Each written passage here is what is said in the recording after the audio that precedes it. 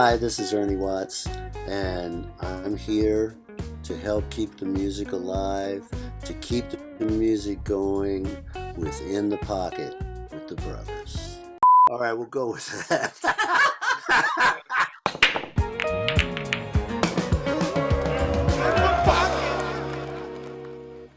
Today's guest is a very special person for us. He's one of the biggest names in jazz and contemporary saxophone, Mr. Ernie Watts.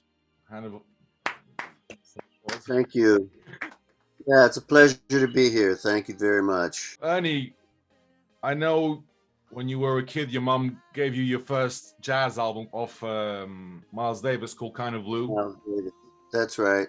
Was wondering if you could kind of explain to us or just, tell us about your upbringing. How was your life coming up as a kid, studying music, and your family and your background and that? Mm-hmm. Well, I started playing when I was 13 years old in grade 7 in school. And I wasn't really that interested in music. I was sort of an art kid, I was drawing and doing sculptures and things like that. I had a friend that wanted to take up a musical instrument. And so we were at the beginning of a school semester, and they had instruments available in the music department at our school.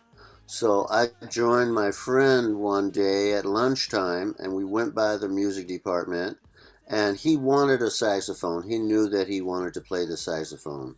So the teacher gave him a saxophone, and then he asked me, well, what would you like to play?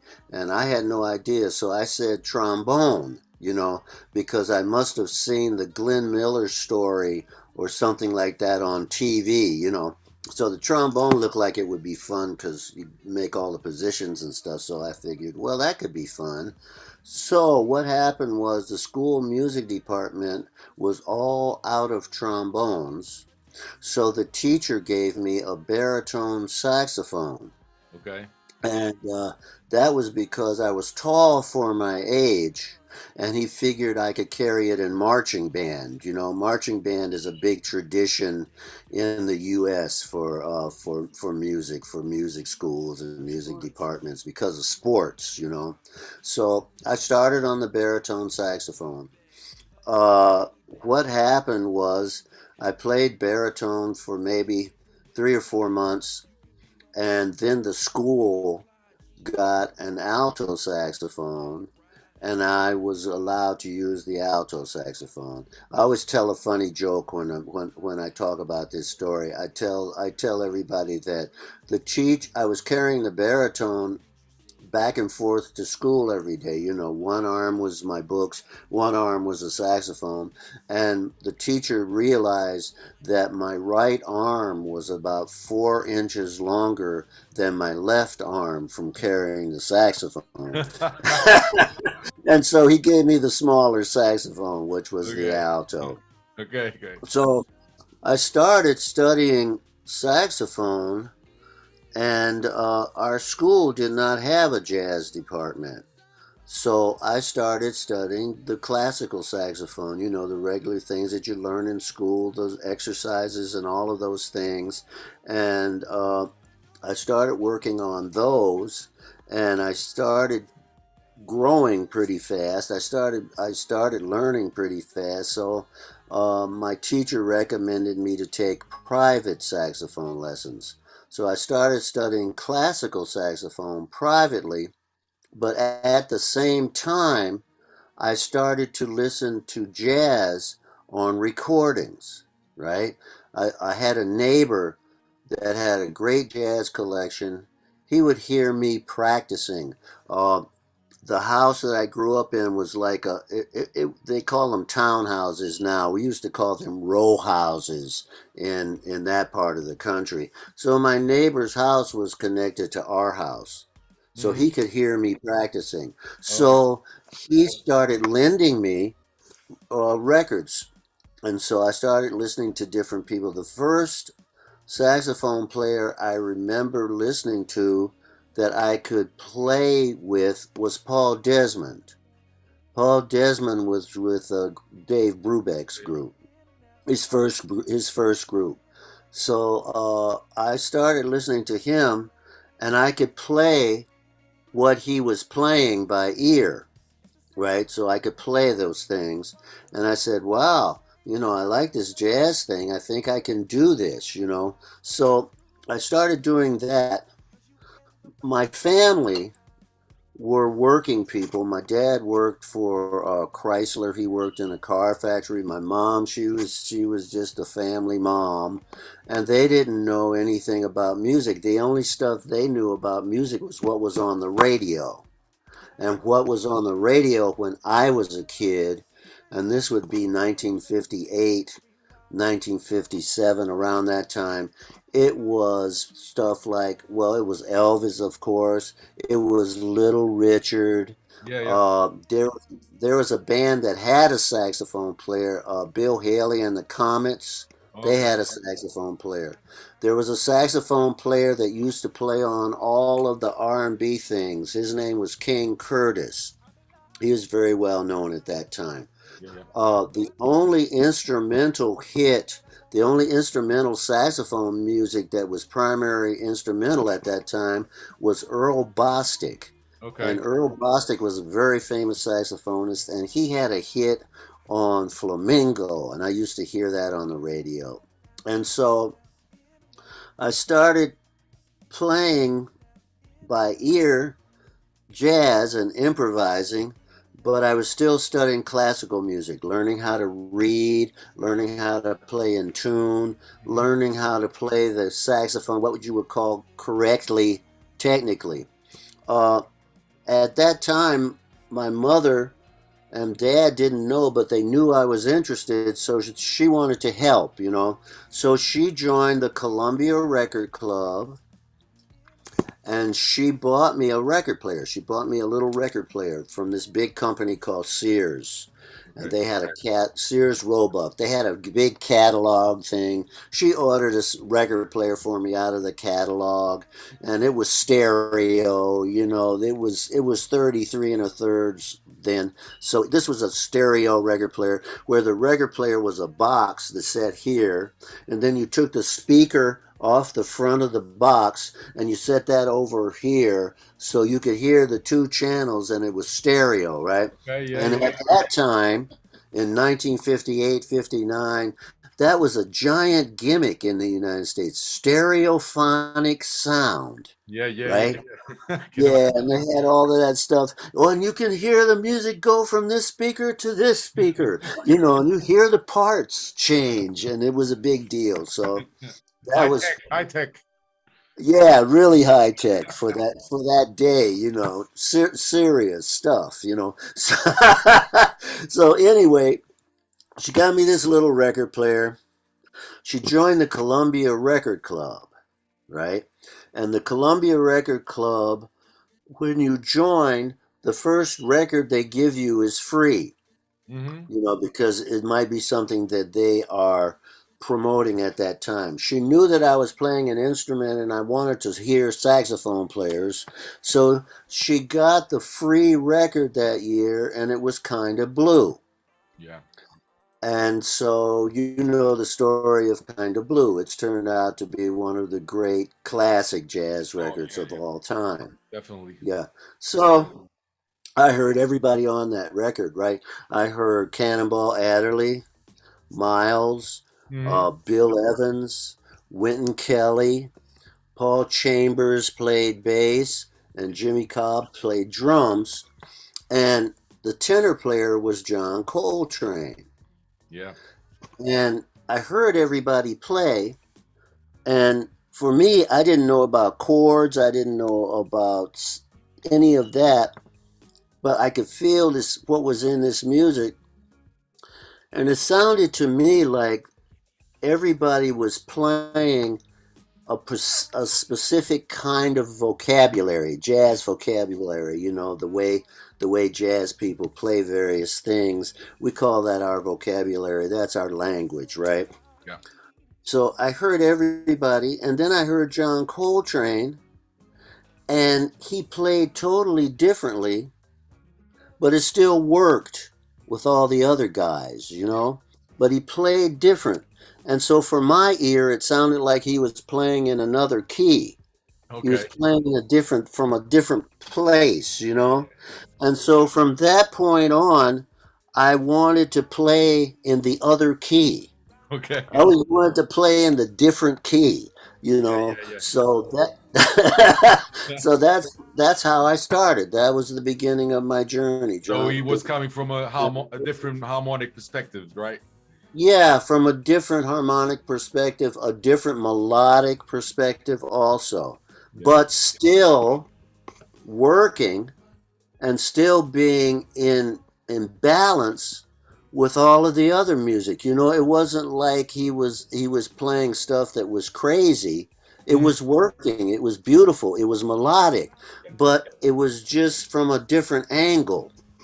And so I was extremely affected by that. I was extremely affected by his sound. He had a very special sound. So he could play one or two notes and it would just kind of go straight to your heart for me, you know. So what I did after that was I took my allowance money and my lunch money and whatever money I got from my mom and dad, and I would buy a John Coltrane record from every week, right? Yeah. So with my little record player, I had this stacker. It was a spindle. You could put three or four records on it. Oh yeah, yeah, yeah.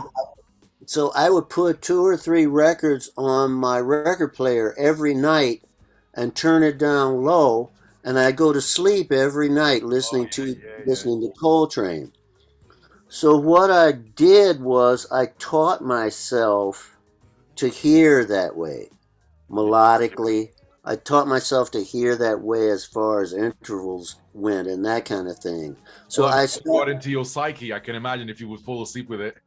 It's like your yeah, I subconscious mean, level. yeah, it was, I sort of programmed my subconscious mind to hear that way. Yeah, yeah, And so I started playing those things and I didn't know what they were, yeah. but I could play them because I heard them. It was sound to sound, you know. Then after that, you know, it was years later that I went to Berkeley in Boston, and then I learned about the scales, all the chord scales, all of the harmonic scales, and I learned that there's a scale for every chord. Yeah, yeah. And then I realized, oh, he's playing Dorian scales. Oh, he's playing Mixolydian scales. Oh, that's what that is. And then it sort of connected the science part, the logic part of music composition with the spiritual, you know, the sympathetic aspect Yeah, for yeah, me. yeah. Definitely, yeah, yeah. And so that's how it came together for me. So you how old were you when you went to Berkeley? Well, I graduated from high school and I went to college in Pennsylvania for a year, and that didn't work for me. My mother wanted me to go and get a teacher's degree, so I tried to do that for her, but it didn't work for me. So what I did was I dropped out of school and I taught for a little bit, and then I got a scholarship. I got a downbeat scholarship to the Berklee School of Music in Boston.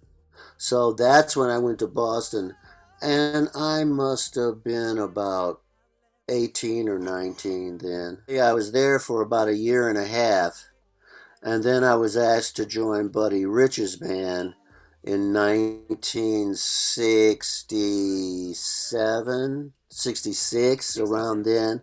And I was with Buddy's band and traveled all over the world with him for a year and a half and recorded.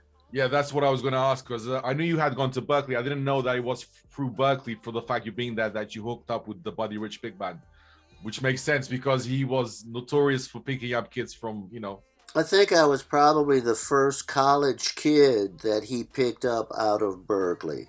yeah, They were in Buddy's band. Buddy's band had just recorded this album called West Side Story. It was very successful. It was very popular.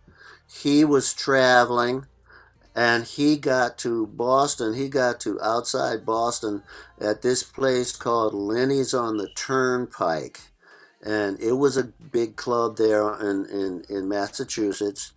He had a very great alto player with him, a guy named Gene Quill. I Hmm. don't know if you've ever heard of Gene Quill, but he and Phil Woods played a lot together. Phil Woods was another great jazz alto player, Who was and that? so Gene had some kind of a problem with Buddy, as people have had.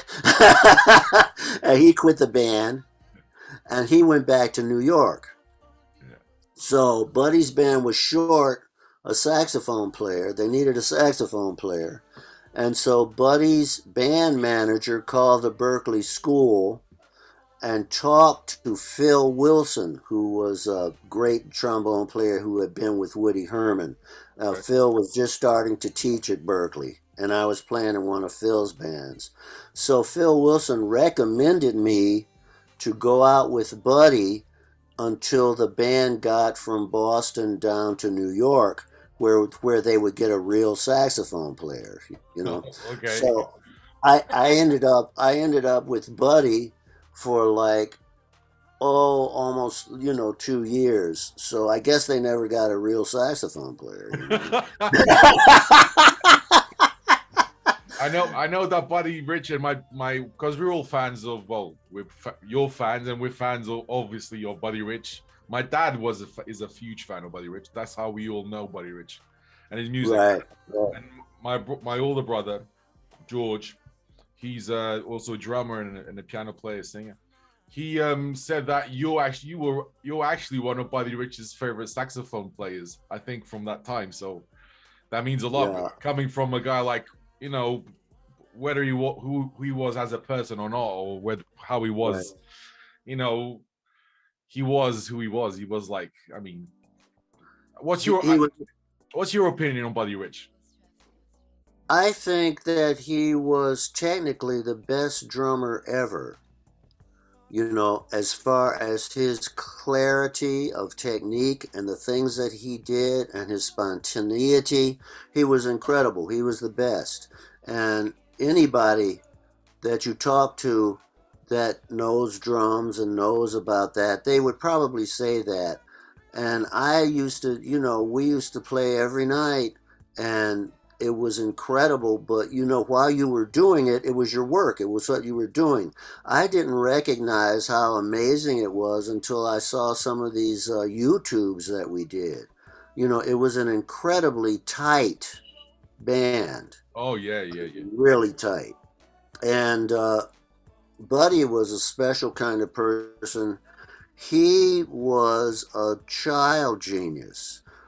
His mom and dad were in vaudeville, and when he was a baby, when he was like a year and a half old, 18 months old. yeah, he was sitting on the bandstand. He was sitting on the edge of the stage, and the pit band was playing, and they were putting together a show for his mom and dad, and then the drummer in this pit band realized that Buddy was playing on his knees. He was playing on his lap the whole show. He was making all the hits. He was doing all the stuff just sitting there playing on his lap. So they sort of discovered him in that way. And from there on, he became a part of his parents' act. So the time he was a year and a half old, he was working. He never went to school. He never learned to read. He just worked. He just worked continually. He learned to read when he was about 7 years old because his family, his mother's sister, his aunt, told his mother that she had to put him in school for a while. So he went to school, and that's when he learned to read and stuff. But he was always like that. He never learned to read music, so he learned everything by ear, by rote. And when we would rehearse, when we would get new music together, we would set up in a room, or we'd be at a club during a sound check, and the band would play the arrangement, the new arrangement, and Buddy would sit in the audience and listen to the arrangement. And we play the arrangement about 3 times, and then he'd come up and play it. He'd have it down. He'd have all the hits and everything. So he was always like that. He was an amazing guy. A little like Sammy Davis, in his Yeah, upbringing, I guess, like child, prodigies and yeah, because his family were in music, yeah, and yeah, and so they were dancers and singers. That was the Will Maston trio, yeah, yeah. and One that was his question, because dad. we heard some rumors that there sometimes would be like a sit-in drummer that will play the arrangements for him. Is that true or is that false? That happened a couple of times. Yeah, yeah. That would happen now and then for a TV show or something like that. The drummer would play, and then he'd listen to him, and then he'd come up and play. You know, Yeah, yeah. so Um, yeah. so how was it going on the road like for 2 years with him? Was it a good experience? Was it? I mean, I know from a musical standpoint, it must have been like amazing, I guess. But like that day to day, touring, it's kind of well for you. Like at that age, it must have been like a whole new world, I guess. Well, it was my first full-time band. Before that, I had played at summers in different summer gigs, stuff like that. In New Jersey, they used to have all of these clubs and bands and everything, and I did that. But Buddy was my first full-time, every day, all day band, Mhm. and so it was very good for me. It was a very good discipline for me. It was hard work, but I was really young, so it wasn't that hard, and it was fun. We had a lot of fun, and we traveled all over the world. We went to Europe, we went to Asia, we were all over the world, and I did 3 albums with Buddy. I did one with Ala Raka, the great tabla player that played with Ravi Shankar, and we did an album with Ala Raka, and then Okay. I did 3 other albums with him. Yeah, Yeah, so yeah. it was very good. So that's how I got to LA. I was with Buddy's band, and the band was very popular. So we got an opportunity to do a 13-week TV show in LA. These big TV shows that they used to have, big variety shows that they used to have, they would take 13 weeks off in the summer, and Mhm. there would be a summer replacement. So we were the summer replacement for a very famous show by a guy named Jackie Gleason. I Oh don't yeah, know if yeah, you ever yeah, yeah. heard of Jackie Gleason. So it was Jackie Gleason's band. Jackie Gleason's break, his 13 weeks off. So Buddy was asked, and the singer was Buddy Greco, Okay. and the comedian for this was George Carlin. And Okay. that's when George Carlin was getting going. So I was in LA for 13 weeks. We were at CBS doing this TV show. So that's when I started meeting other musicians, LA musicians. And so when I left Buddy's band, I decided to move to Los Angeles rather than New York because I felt like I knew about the same amount of people in LA as in New York. And I grew up quite close to New York, and I never was really, I admired New York, but I didn't really want to live there. And Los Angeles and California seemed like a much healthier place to live. And it was beautiful, it's like there are the mountains there, and the weather was good, and it was just something that seemed it appealed to my basic nature better, and so I moved to LA. So when did you meet up with Lee Ritenour? I know you did probably a lot of stuff before you even met Lee Ritenour, right? Like in Oh recording. yeah, I started working with, when I moved to LA in 1968. That was when Motown was moving from Detroit to LA. that was when a lot of musicians and a lot of really big record people were moving to LA. So I started playing on all of those record dates in horn sections for Motown, for the Temptations, for the Jacksons, all of those people. I worked with Marvin Gaye. I worked with, just a lot of different people. Carole King, not all Motown people, all of the record companies. Exactly. So I started doing that. I started working with Frank Zappa. Yeah, I Did the have Great a huge list Review. here. It's like the credits of Star Wars. It's like never ending. And I was So actually going to play a questionnaire just to make confirm. It says here James Brown, yeah, Herbie Hancock, Billy Cobham, Harry Connick, Whitney Houston, James Taylor, Alice Cooper, the Rolling Stones, Bill Withers, Randy Crawford, Quincy Jones, B.B. right, King, Marvin Gaye, Albert King, Nancy Wilson, The Spinners, Carole King, Steely Dan, Frank Zappa, The Yellow Jackets, Four Tops, and the list goes right, on and on and on. right, Which right. is crazy. Well, I would like if we could just to pick a few names here. So just to get a vibe of how it would be in the studio with a person like James Brown, for example. What tracks did you record with him? You remember? If you well, remember? I I did I did I did a thing called World. I did a bunch of things with him during that time in the 70s.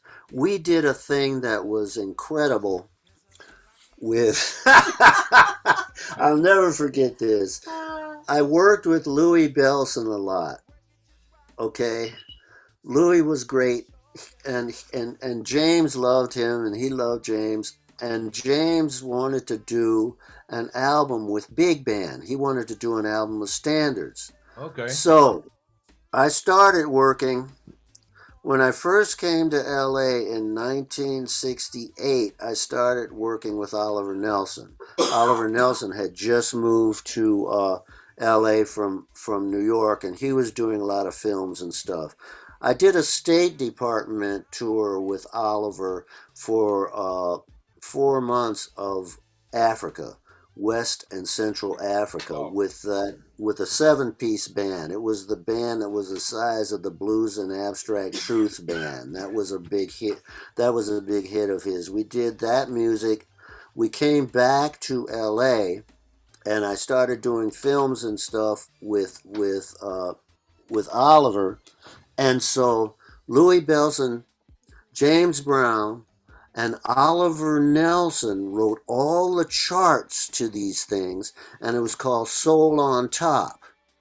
And if you can find that, it will blow your mind. It's James Brown with Louis Bellson, and Oliver Nelson wrote all the arrangements, and it's Whoa. unbelievable.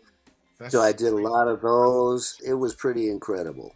So that's how I started working with James, and I did stuff with him on TV and all of those things. A lot of those artists, Earth, Wind and Fire, James, the Temptations, all of those people, they recorded with studio musicians, mm-hmm. and then when they went on the road, they used their road guys. Yeah.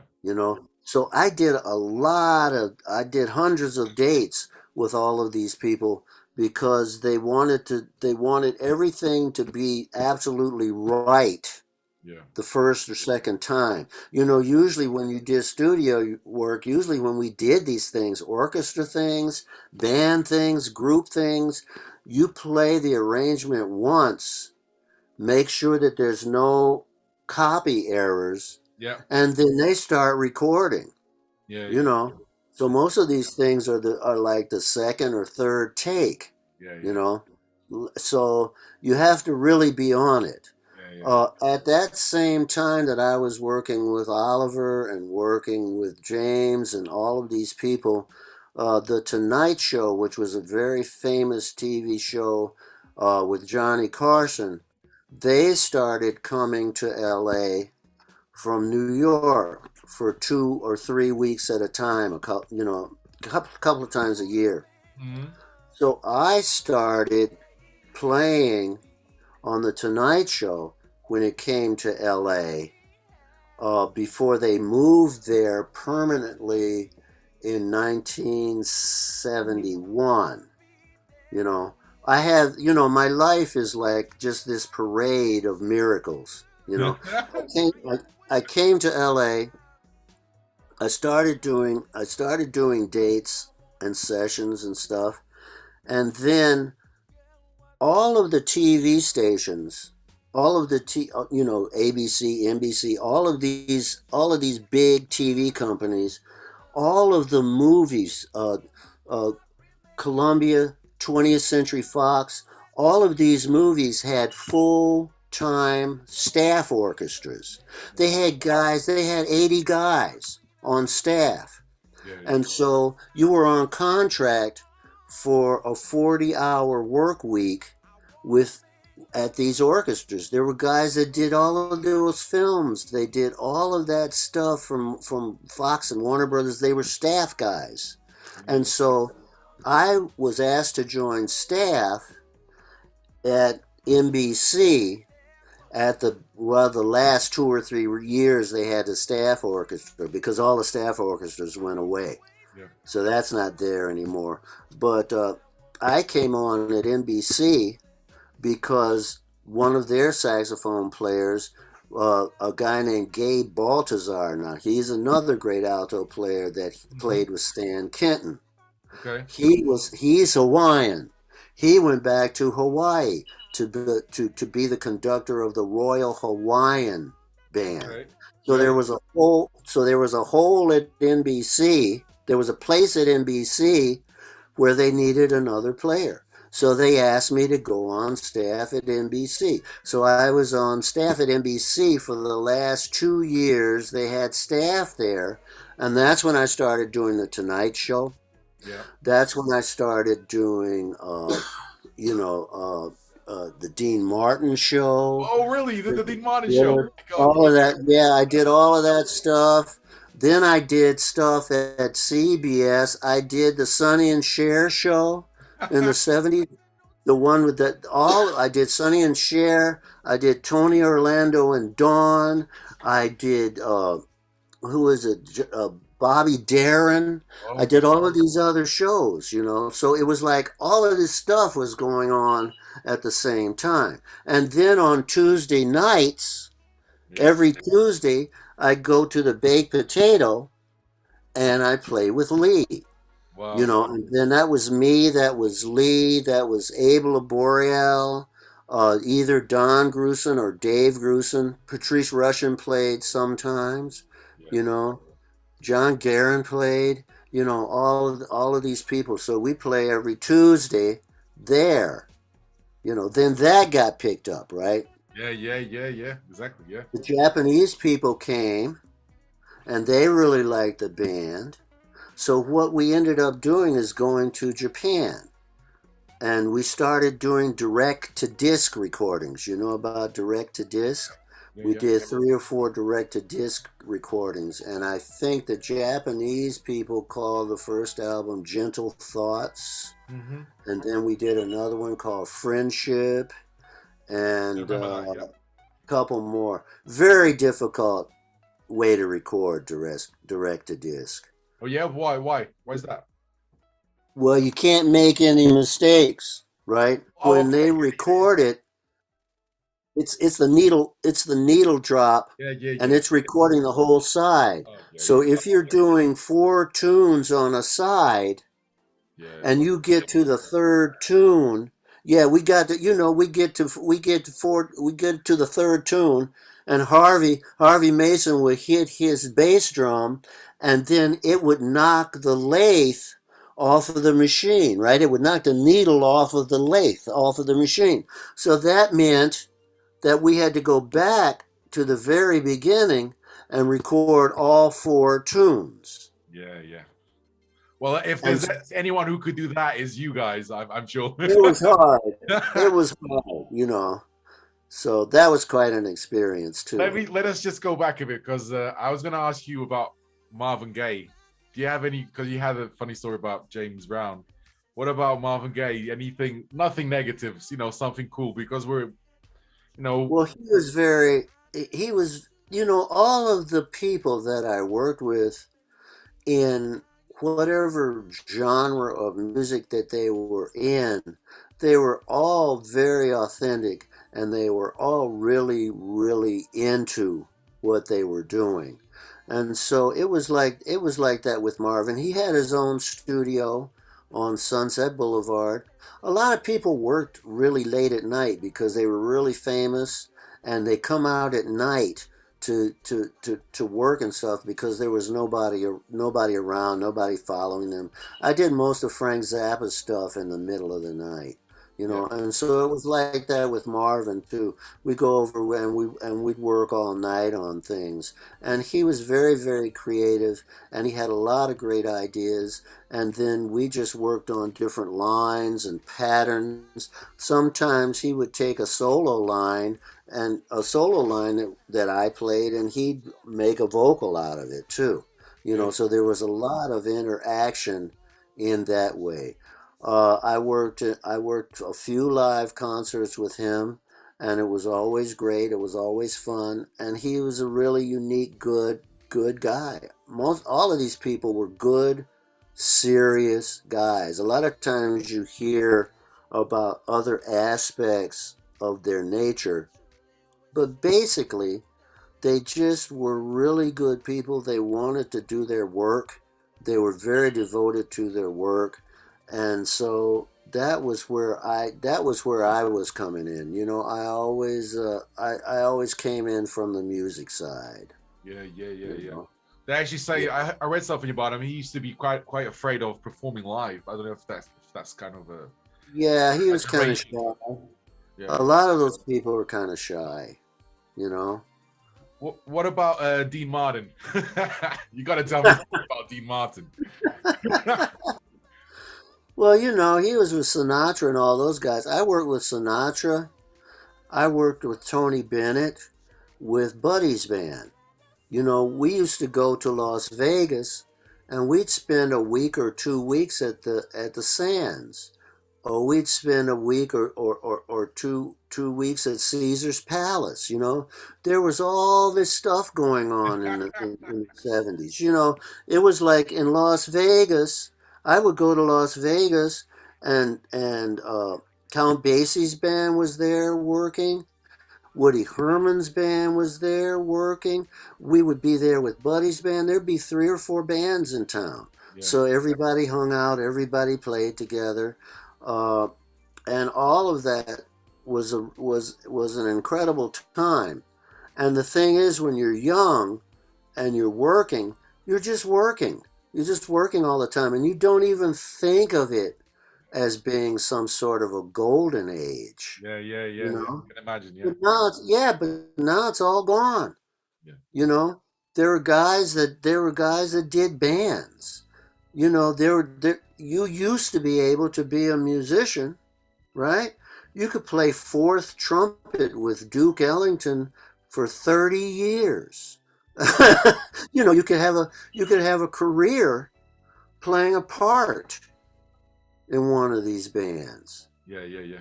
Well, so all that has changed. That's an amazing thing. So now we're all entrepreneurs. Yeah. Yeah, we're creating our own. We're creating our own scene with what we're doing. So it brings out a different aspect of our nature. You know what I mean? Yeah. Yeah, yeah. Well, I mean, I don't know what to make of it. We're kind of I think we're in a sort of a transitional phase at the moment, aren't we? But it seems like this transitional phase is taking 20 years. Well, and then when you look at it, that's the history of the whole thing. The whole thing is constantly in transition, wouldn't you say? One thing is growing out of another thing. Yeah. One thing ends, something else begins. Sometimes it's the same thing, and they just give it a different name. There's all of these things going on. That's why, for me, I've always really tried to stay very, very close to the music. because it's like no matter what you do, no matter what you call it, it's still a D minor seven when it's a D minor seven. It can be in hip hop, it can be in jazz, it can be in a polka, but when it's a D minor, it's a D minor, Yeah, yeah, and so I try to stay very, very close to the essence of music. And I think that that's why I played with so many people and why I worked in so many different situations is because no matter who I was working with, I could hear the substance of their music. It's like you don't play a John Coltrane solo behind Marvin Gaye. yeah, yeah, yeah. You know, you don't play it's like when you hear the music, for me, I tell people, when I hear the music tells me what to play, Yeah, yeah. you know? And so it's always authentic because it's always real because I'm always dealing with the essence of what the people are doing. Whether it's Earth, Wind and Fire or the Commodores or Charlie Hayden. I played with for 25 years with Charlie Hayden. I was going to You know, ask you about that as well. One yeah, thing, I guess, but it has to do with the sensitivity of a person as a musician. I guess only as a musician. I guess it's something to do with their personality, maybe as well. I mean, that's why people like you, musicians like you, whatever scenario you'll put in, you're going to always make it. You're going to help the music always. You're going to bring the music, right, help the music shine. I guess, right. but that has to be probably with your has a lot of aspects to it. Reasons for, I guess, maybe it's your generation. You will listen to a lot of stuff on the radio, different stuff. Why do you think that is? Why is it that you can go into a room, and depending on whatever music it is, you're more likely to get, do music that is appropriate for that scenario. I think it's a there's only one music. Uh, it's a philosophical belief. I believe that the Holy Spirit comes to earth through music.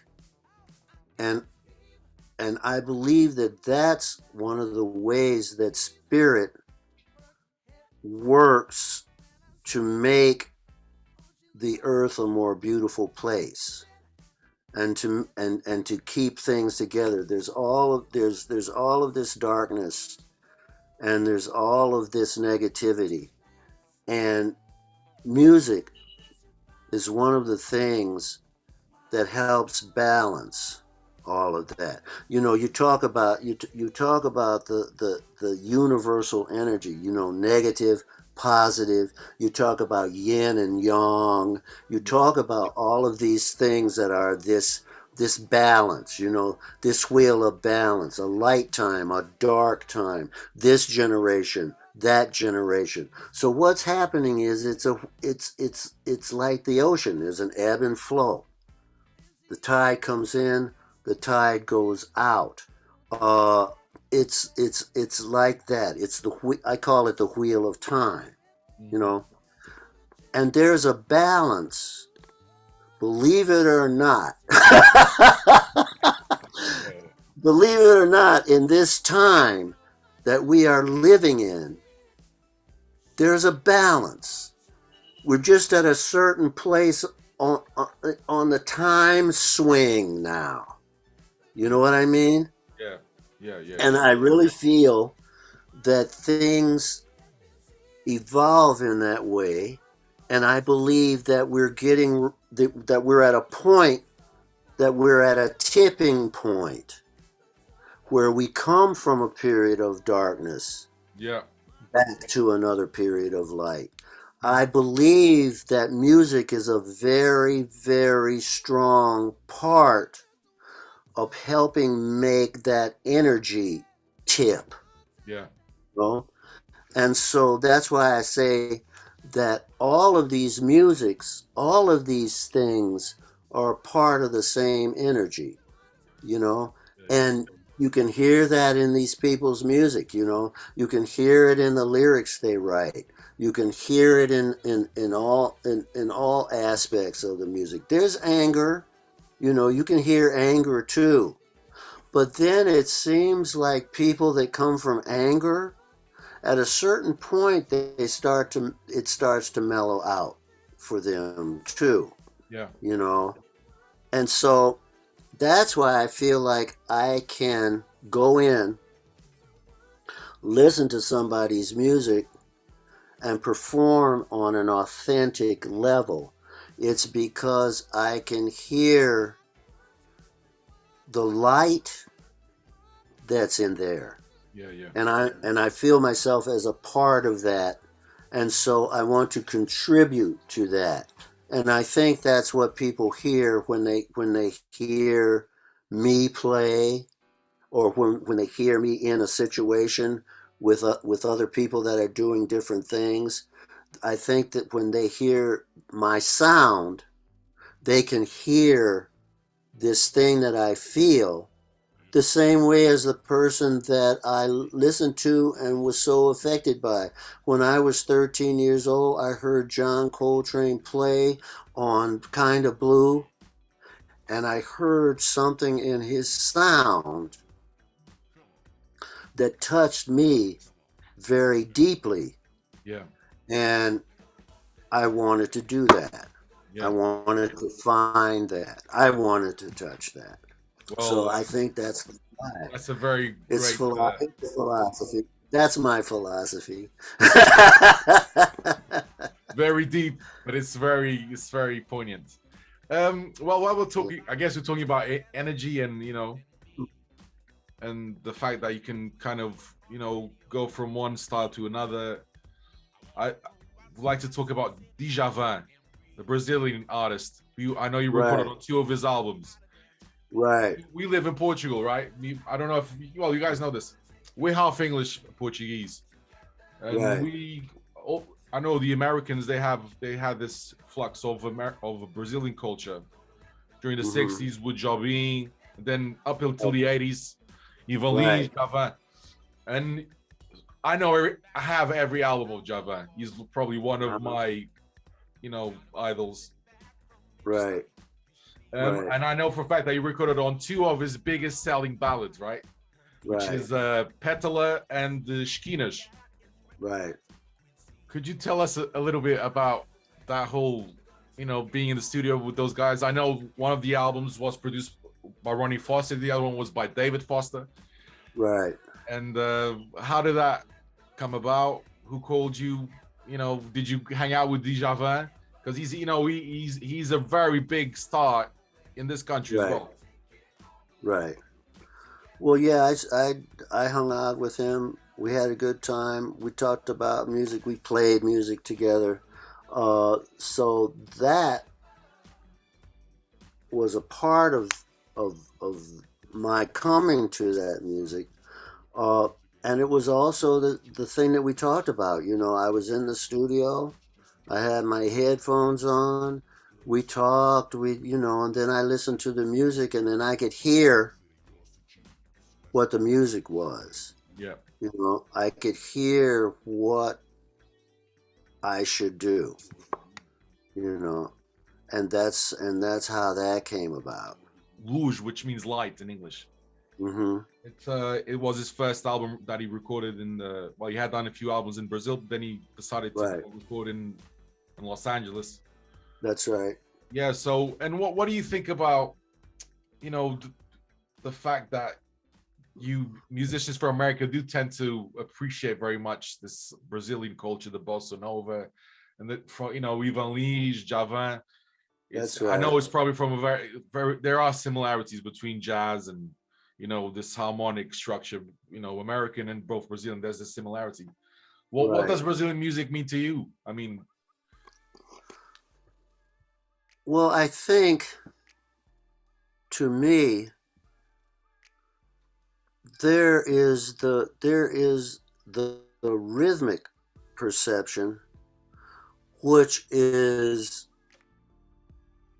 more of a primal example, time wise, the bossa nova and the different beats, And then what happened in Rio, in the 60s was this harmonic sophistication. And I think a lot of the American musicians were very affected by that, all of those things. Girl from Ipanema, Yeah. all of those tunes are good tunes. Yeah. Yeah. Whatever you think about them, as far as the songs, as far as the stories or whatever, when you listen to the structure of the music, there's a lot of thought there. It's that blending. It's that blending of the European and the African. Yeah. You know, you know. So, and then that's in Rio. Then it's more African as you get into other areas. Yeah. Yeah. Yeah. Like Bahia and places like Yeah, that. Bahia is another thing. You know. Yeah. Yeah. So I think that American musicians just really loved it because it was refined. Yeah. You know, Africa is a different thing. I mean, I spent 3 months in Africa with Oliver Nelson, and we were in Chad, Niger, Mali, Senegal, and that's the land. That's the world of the drum. Yeah. And you hear that stuff, and that's another thing. I mean, like in Mali, they have these drum choruses, they have these drum choirs, and there's like 15 guys playing, and then there's a guy that comes out. He steps out from the middle of the drum choir, and he plays a solo over that stuff. That's incredible. Now, when you hear Elvin Jones, that's what you're hearing. Yeah. Okay. You know, you're hearing that stuff. So there's all of those aspects in the music. It's all It's all interconnected, I guess. Yeah. yeah. So and then it came together in a beautiful way in Brazil. It's You funny know.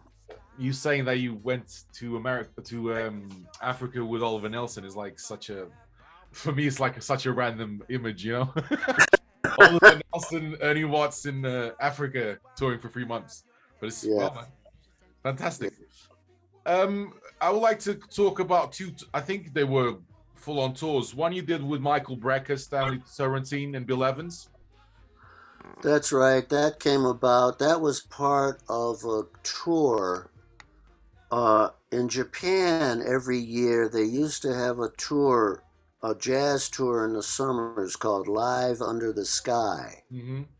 Yeah, yeah, And yeah. there were like 4 or 5 concerts that were done. And they were done in August, which is the worst month of the year to go to Japan because it rains. Oh, Every day it rains, oh my God. So, so anyway, I was there with a group called the Special Quartet. I was working with Pat Metheny, Charlie Hayden, and Paul Wertigo, and we were doing a special quartet. And so our thing was the special quartet with Pat. It was Miles' band with Kenny Garrett at that time. It was Sun Ra, Okay. right? So that's what we were doing. And then this concert that I did with the saxophones was a special concert. There was one rehearsal. There was one concert that was a recording, and that was it. It's the only time it ever happened, and it came and it went, and that was it. Oh, okay. So it was, yep. What happened was Michael was there, Bill Evans was there, Stanley Turrentine, right, and me. Yeah, yeah, yeah. So we were called. There was an album, a Don Grolnick album, Mm. that he sort of wrote for Michael. It was called Hearts and Numbers. Mm. It's a beautiful album. If you can ever find it, see if you can find it. It's called Hearts and Numbers. It was a Don Grolnick album featuring Michael, and the tunes were beautiful. And so what happened was Don orchestrated those tunes for 4 saxophones. And so that was the basic music. Then we played a Wayne Shorter tune called Water Babies, and there were some other tunes. But it was like a one rehearsal, one time, there you go, thank you very much thing. And that's what that was. How was the backstage? You guys warming up? Did you warm up together, or what did you guys? It came up so fast that I don't, there was so much other stuff going on, Yeah, I and can it imagine, yeah. fast, and it was so crazy. It was like, hey, Ernie, we're going to do this saxophone thing, and we know that you're here, and we know you want to do it. So come on over here. We're going to have a rehearsal. We're going to do these tunes, and then Thursday, tomorrow, we're going to do a sound check, and we're going to do this concert. And oh, by the way, we're going to record every note you play. A lot of pressure, I can So, imagine. so luckily, I had that background. Yeah, yeah, definitely. I had that background, so I went in and did it. I knew everybody. We had all played together in different things. I think the first time I didn't meet Michael then. I met Randy then. Okay. In the 60s, in the 60s, in Atlantic City, New Jersey, there was a street called Kentucky Avenue, and they tried to reinitiate the 52nd Street vibe. And there were all of these clubs. There were organ bands. There was music 24 hours a day. I played in a club called the Club Harlem, and it was like the Cotton Club. And Sammy Davis was there. Lou Rawls was getting started. Demita Joe, she was a great singer. All of these people, and across the street, Wild Bill. I forget his name. The organ player, and Johnny Hodges. Wild Bill Davis and Johnny Hodges were making a record. I mean, and there was all kinds of stuff going on. That's when I met Randy, and they were there. They were there in New Jersey, in Wildwood, New Jersey. That's another place that had all of these bands. Yeah. And Michael was playing then. I met Steve Gadd that summer. He was 18 years old. He was playing in one of those organ bands with a guy named Jimmy Tyler. Okay. I mean, it was just like music everywhere. Everybody was playing. All of us that were kids, 18 or 19, we'd go down there and we get these summer gigs. Because Harvey Mason comes from Atlantic City, doesn't he? Harvey Mason is from Atlantic City, and that's where I met Harvey. I met Harvey on a jam session in Atlantic City. That's when I first met him. So I met Michael with Billy Cobham the first time we played together, because they were playing with Billy, and they had a larger group, and I was playing with them. And then we did some other things. He was always a very kind person. He was a good guy. And we came from he was from Philadelphia. I was from Wilmington. He was about 2 years younger than me, I think, and 2 or 3 years. And we all had the same background. We all came out of that Coltrane thing because he was in Philadelphia. All of those guys were in Philadelphia, and all of that music was going on there. Yeah. So when you did the tour with Pat Metheny, Charlie Hayden, and Paul Vertigo, right? Was it a tour as well? was it actually a tour? Because I saw a few videos of you guys, and actually, to be honest, I didn't even know you had played with Pat Metheny. It just completely went by me. There was a tour of Japan. Yeah. We did that Live Under the Sky thing, and that was 5 or 6 concerts. Yeah. There was a tour that we did in Brazil, and we played at this place called Jazz Mania in Rio for like 3 weeks. We were there. And then we did a tour in the U.S. in different spots, different places, but we never got a chance to record that music. That music never got recorded. It's a shame. It would have been amazing to have an album. Yeah, it was fun. We were in Europe. We went to Nice. We did the festival in Nice. All of that. In fact, that's where I met Kurt Elling.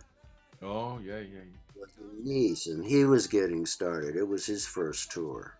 Wow. You know. So how the preparatives for that for that tour? Did you guys rehearse? Did you do like a few weeks of rehearsal or a month, or how do you guys do it? Because sometimes you guys manage to rehearse, sometimes you don't. It depends on the gig, This is the stuff that fascinates me.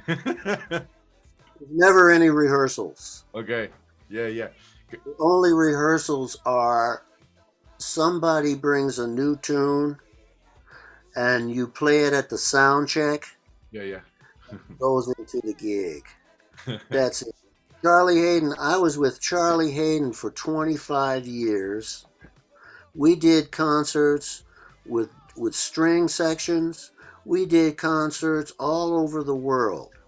We never rehearsed. We never went to a room and rehearsed. Yeah. We say, okay, we're going to rehearse from 10 until 2 today. No, it was all sound checks. We get to a sound check. Charlie would make sure that they had a carpet.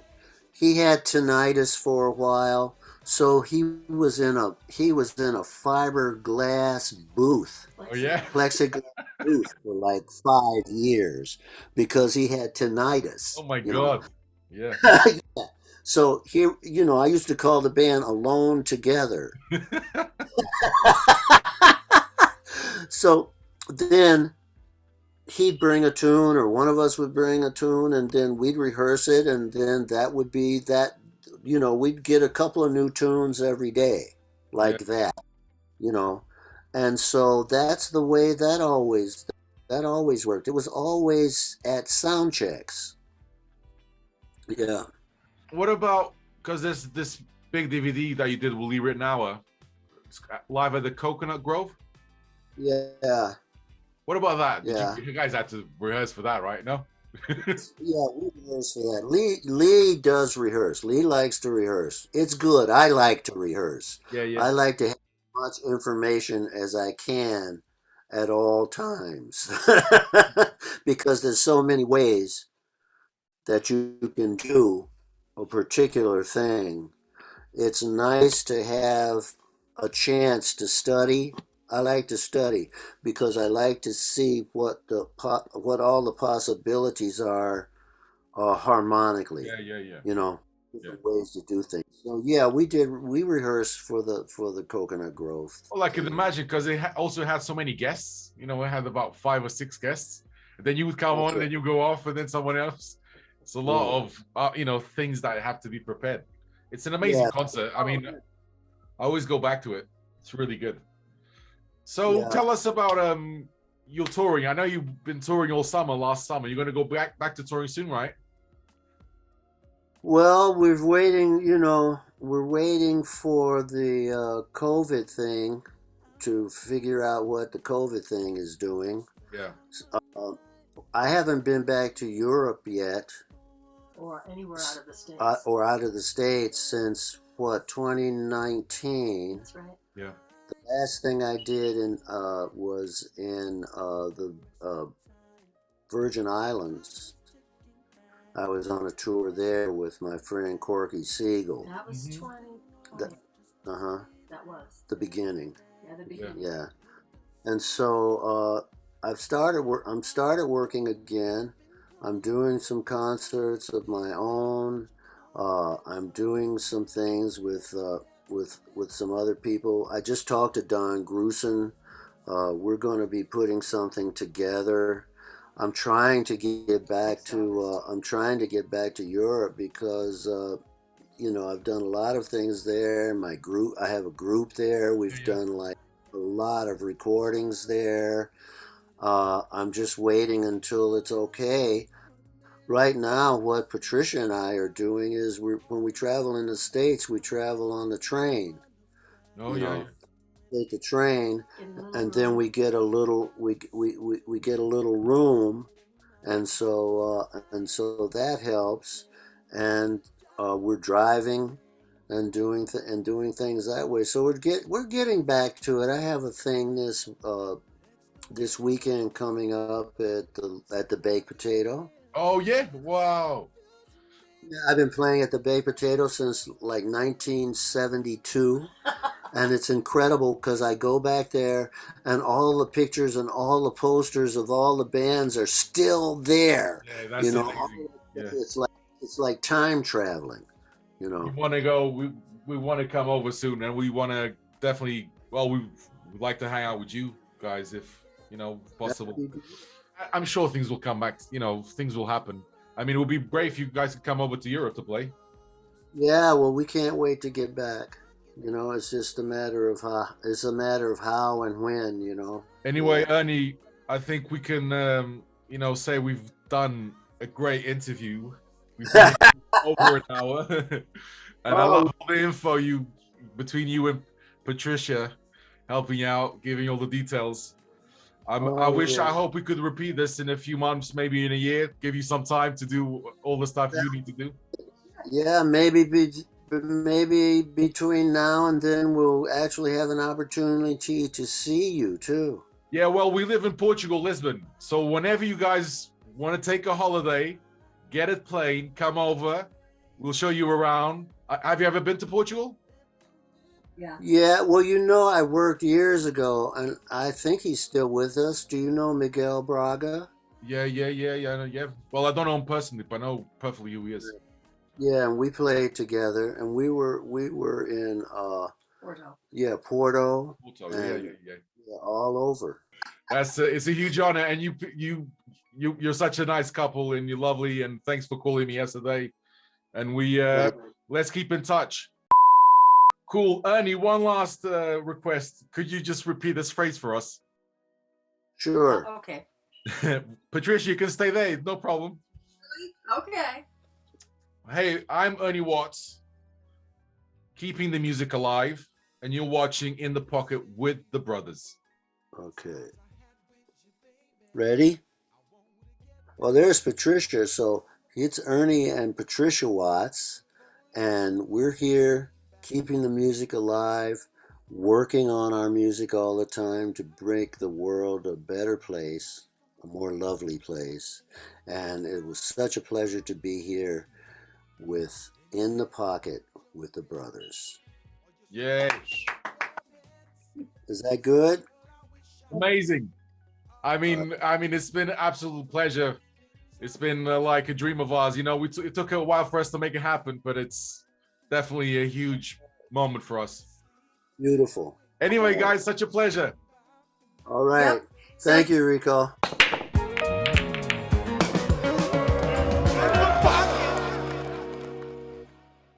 Hi, this is Ernie Watts.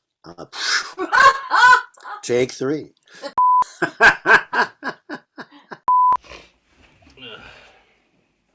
Hey guys, if you want to see more content like this, don't.